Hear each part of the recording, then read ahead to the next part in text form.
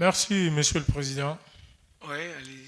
Je crois, Monsieur le Président, il est souhaitable qu'un autre médecin puisse, en tout cas, faire une contre-expertise, si je vais le dire comme ça, pour, en tout cas, nous donner la quintessence de ce que le médecin traitant a mis dans son rapport médical pour qu'on puisse savoir si M.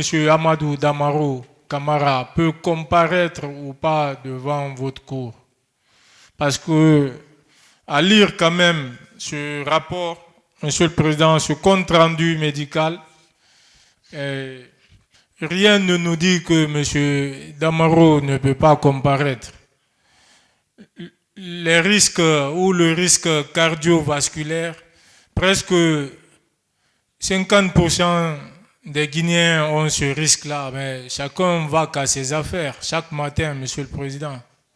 Et d'ailleurs, Monsieur Amadou Damaro Camara lui-même, il aspire à gérer ce pays avec cette pathologie, Monsieur le Président.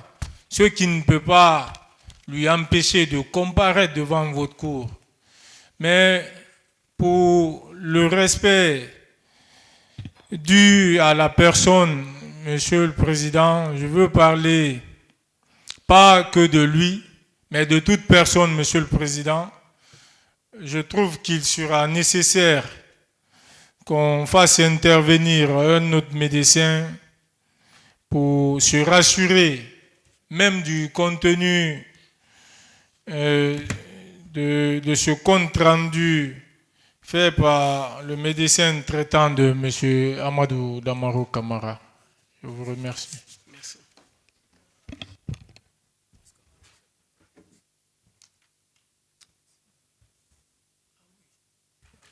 Monsieur le Président,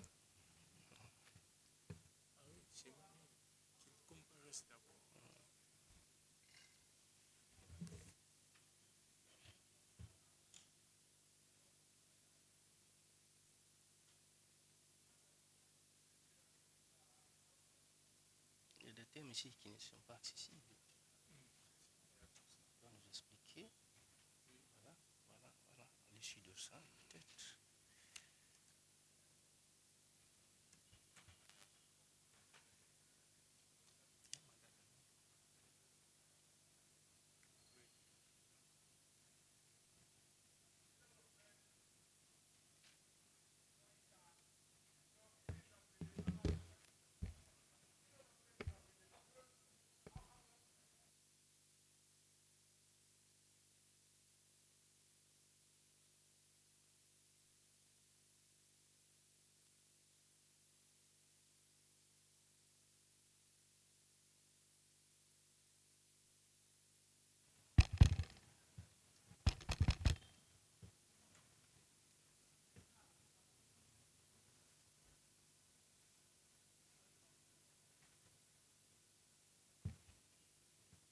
Parce que c'est ce qu'on a. Bon, en attendant qu'on poursuive les débats ici, puisque une mesure va intervenir tout à l'heure, à la fin des débats ou à la suspension des débats, mais pour le moment, on va appeler celui qui était à la barre.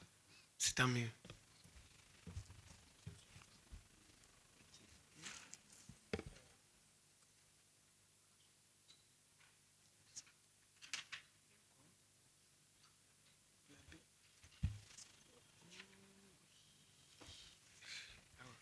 Merci. Faut pas qu'on oublie. La lettre.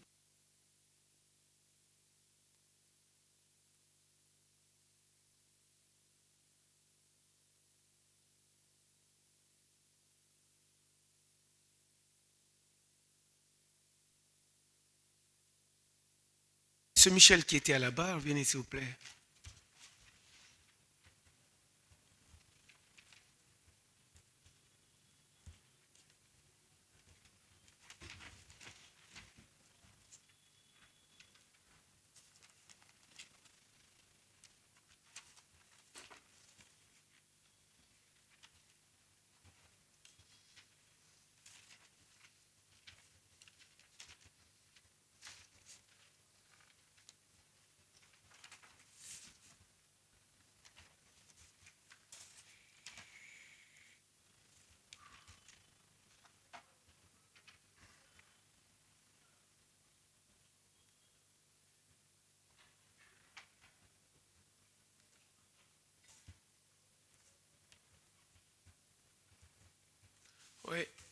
Donc,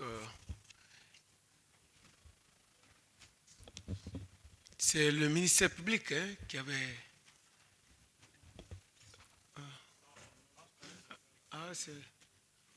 Maître, qui avait la parole pour... Et le parquet vous dit que c'est vous? Oui.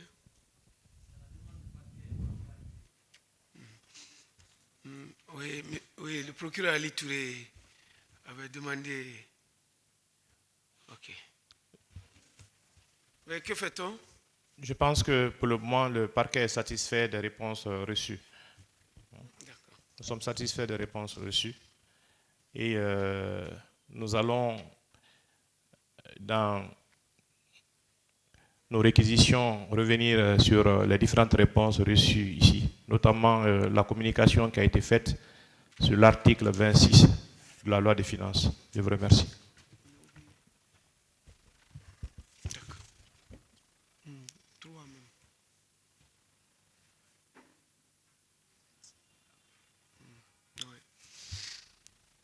Donc, s'il n'y a plus de questions à poser à M. Michel Kamano, on va passer au suivant.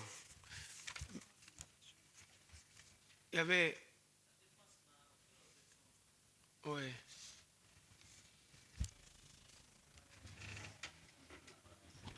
On ne vous a pas entendu, hein? Oui, Monsieur le Président, nous voudrions simplement, puisque vous avez pris la parole pour deux choses. La première, la comparution de M. Amadou Damaro. Et deuxièmement, le courrier réponse de la Banque centrale de la République de Guinée. Oui. Puisque nous n'avons pas pu prendre la parole, la raison est simple.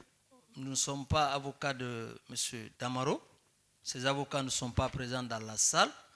Mais relativement au courrier de la Banque centrale, nous pensons que nous avons quelque chose à dire puisque ça concerne tous les prévenus. Où nous en sommes avec ce courrier parce que nous Vous êtes le conseil de qui? Moi, je suis le conseil de Honorable Djenab. Voilà. Oui. Donc, nous prenons la parole pour M. Michel Kamano, que son conseil ou ses conseils, s'il vous plaît. Non, le courrier, ça concerne tout le monde, je pense. Non, oui, pour le montant centrale, relicataire du oui, 5. Tout à fait. Ah oui, là, c'est évident. Voilà. C'est évident. Voilà. Pour le montant relicataire qu'on déclarait avoir été à la Banque centrale. Voilà. Oui. Donc, les diligences sont toujours en cours. Hein? D'accord. S'il vous plaît.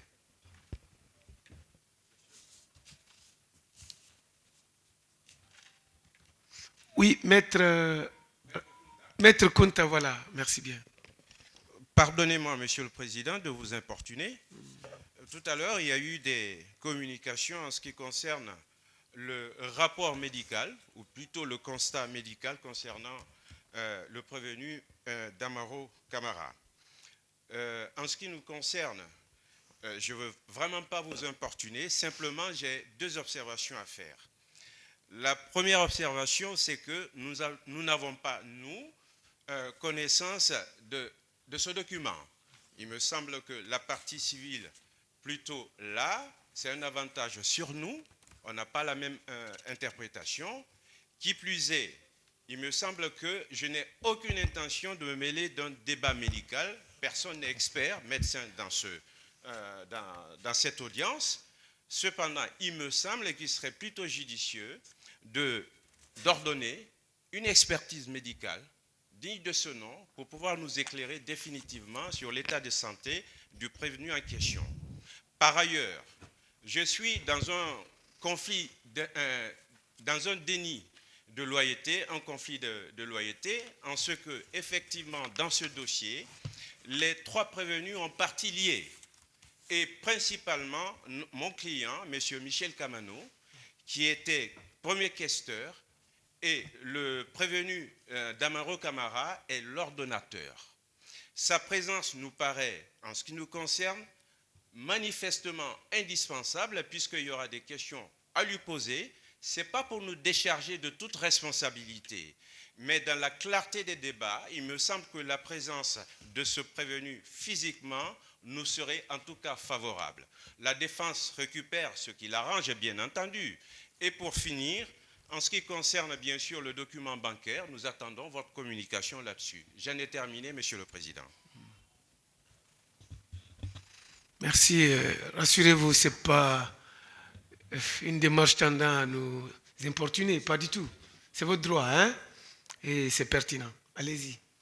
Oui? Ah, ok. Monsieur le Président, Oui. s'il vous plaît, si je peux prendre la parole. Allez-y.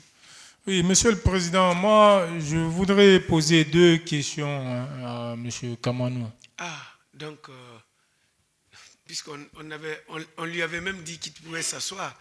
Donc, allons alors vite et puis pour enchaîner avec les autres. Oui. Monsieur Kamanou, est-ce que vous pouvez nous rappeler du montant reliquataire qui se trouverait à la Banque centrale? 5 milliards sur les 15. Et le montant qui avait été prélevé pour le fonctionnement de l'Assemblée nationale, 7 milliards. 7 milliards. Et pourtant, M. Kamano, vous aviez fait savoir ici qu'il y a eu compensation. S'il y a compensation ou s'il y a eu compensation, est-ce que le montant reliquataire ne serait pas alors de 12 milliards au lieu de 5 milliards?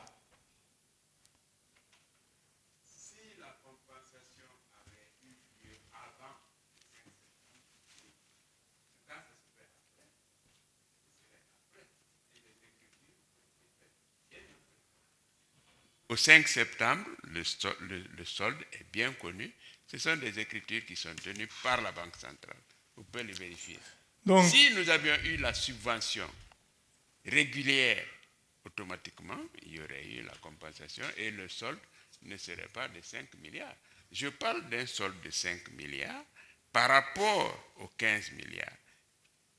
Mais la vérification me donnera raison. Très certainement, il y avait plus de 5 milliards parce que sur le fonctionnement, il y avait un peu d'argent. Je ne peux vous dire quel montant, mais la comptabilité que nous avons tenue ressort que sur les 15 milliards, il restait à la Banque centrale 5 milliards. Après avoir payé 3 milliards aux entreprises, après avoir utilisé par avance 7 milliards pour le fonctionnement régulier de l'institution, il restait les 5 milliards.